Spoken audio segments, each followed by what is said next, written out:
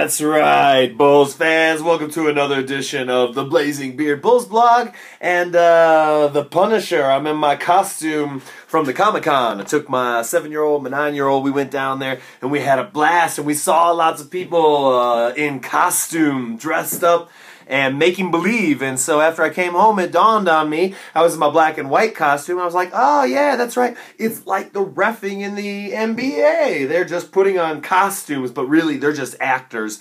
They're not actual referees, and so are a lot of the players. And so I guess what I'm briefly talking about today is how bizarre this league has turned with the script that it's already written, right? It wants a small market team to win. It wants their hero boy to win. And even though the hero boy is really a villain in disguise to most of the NBA and everybody knows it, it's their hero that they've latched onto. And now he's even got a little sidekick buddy, little Robin. Yeah, golly gee, Batman. And that little Robin is doing the same thing, right? Dellavedova is like the same thing that happened in the Bulls series where they ejected Taj Gibson, you eject Horford. Not that the Hawks had any chance anyway, but the script, it's the exact same thing. They saw the thing they had a chance to improve, and they did not take it. The league had its chance to look neutral and fair and remain so and try and be so. They're not remain so, but remain like there's a plausibility of it happening, but it didn't happen. And so I see a lot of people compare it to the WWF, but at least WWE or WWF or whatever,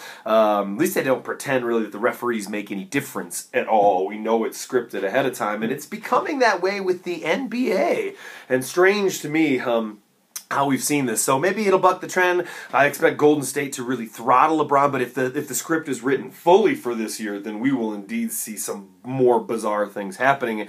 I don't know, because I feel like this whole year some of that was happening, so how do we get the league to stop doing that? I'm not talking about reffing towards stars and giving a few players calls and things like that. I'm talking about absolute insanity where you eject someone from the game, change the entire game, ignore the rule book, change the outcome of a series, and really, and we've seen it in this series, making it worse, making the series less interesting, making the NBA less interesting overall. So something to ponder on. You know, I think the script is written this year, but we might see Golden State flip it. But even if that happens, they've got their, you know, their feel-good story of the year. They, of course, I think deserve it a lot more, but you're still left with the same problem heading into next season, and that is Adam Silver has done nothing. The NBA has done nothing to correct their sort of most glaring awfulness. So anyway, happy Memorial Day. The Blazing Beard is going to go outside, pitch some horseshoes, think about the Chicago Bulls, and watch the Hawks tonight. So peace, everybody, and go Bulls.